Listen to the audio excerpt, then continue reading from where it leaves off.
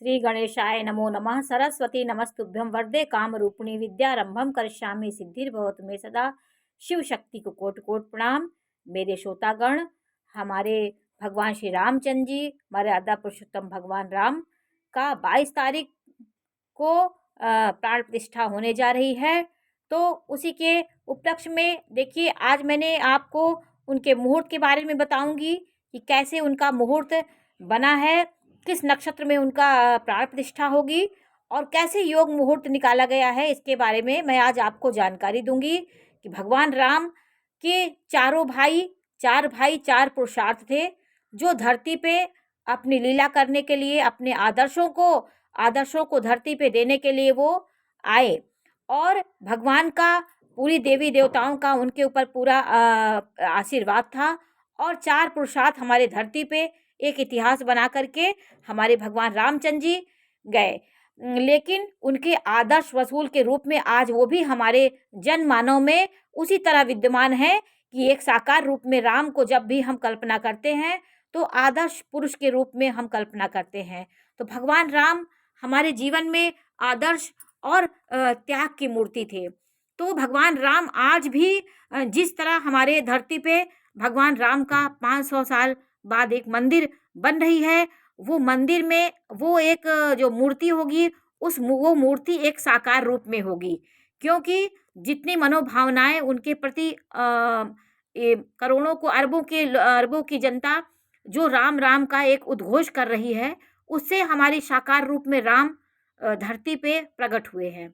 तो आज मैं उसी के बारे में आपको जानकारी दे रही हूँ कि हमारे चारों धाम कैसे धरती पे आए। आज फिर वही माहौल बन रहा है, क्योंकि आज भी वो साकार रूप में थे, तो आज हमारी मूर्तियों के रूप में राम लक्ष्मण शिवजी, जो भी हमारे इतिहास में, रामायण में, वाल्मीकि रामायण में जो कलाकार थे उस त्रेता युग में, वो हमारे फिर साकार रूप में मूर्तियों में आ रहे हैं। तो शुभ दिन, हमारा इतना पवित्र दिन है। तो देखिए, आपको मैं बताऊंगी कि कैसे शुभ मुहूर्त कैसे शुभ मुहूर्त कैसे बना, ये मैं जानकारी दूंगी। किस मुहूर्त में उनका प्राण प्रतिष्ठा होगी, किस लग्न में उनकी प्राण प्रतिष्ठा होगी, इस बारे में आज आपको जानकारी दे रही हूँ। तो देखिए कि भगवान रामचंद्र जी, अयोध्या में भगवान रामचंद्र जी का जन्म हुआ था। तो उस समय अभिजीत मुहूर्त लगा हुआ था और पुनर्वसु नक्षत्र था। तो वही उसी नक्षत्र में हमारी ये प्राण प्रतिष्ठा हो रही है। और देखिए, भगवान रामचंद्र जी के हमारी धरती पे जो पुरुषोत्तम भगवान, मर्यादा पुरुषोत्तम भगवान राम का प्राकट्य हुआ था, वही मुहूर्त और वही पल बेला फिर एक समय आ रही है जिसमें हमारे भगवान राम साक्षात रूप में भी धरती पे आगमन होगा।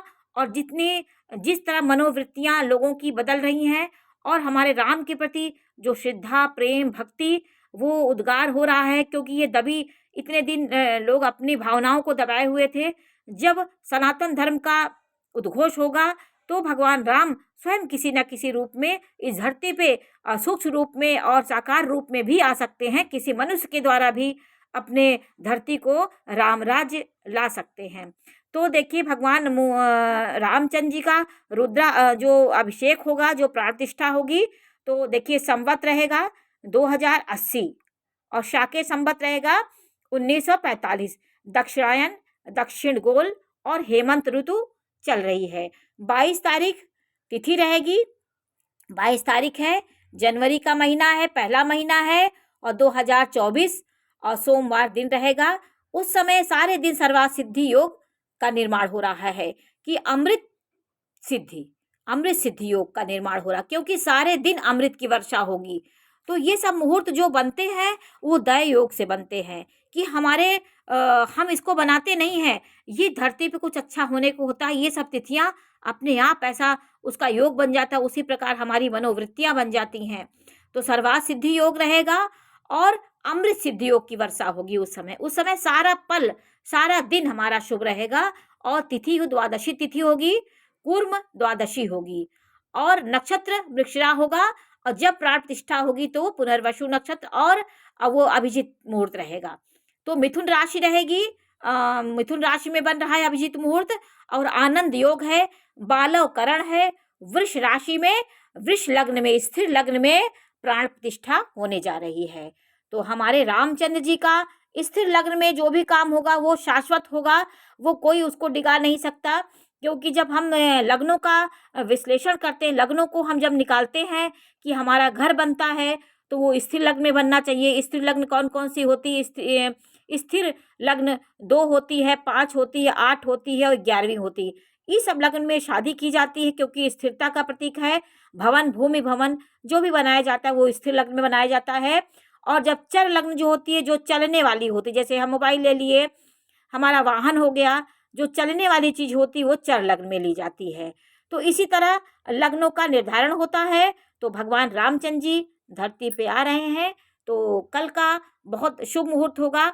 आप भी अपने घर में दीपक प्रज्वलित करिए और भगवान राम के आगमन का स्वागत करिए और अपने दिलों में भगवान श्री राम को बसाइए।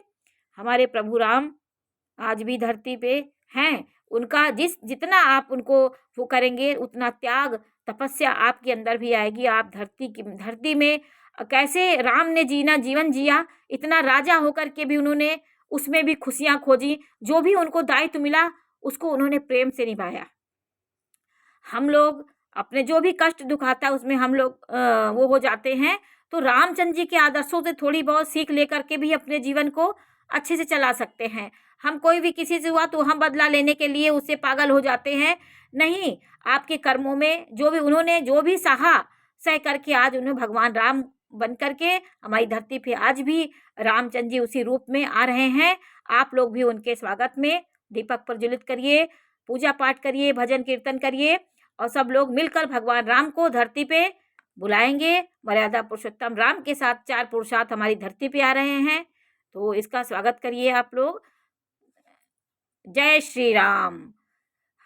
भगवान राम आ रहे हैं। जय श्री राम। मेरी चौखट पे चल के आज चारों धाम आए हैं। बजाओ ढोल स्वागत में, मेरे घर राम आए हैं। बोलो श्री रामचंद्र की जय।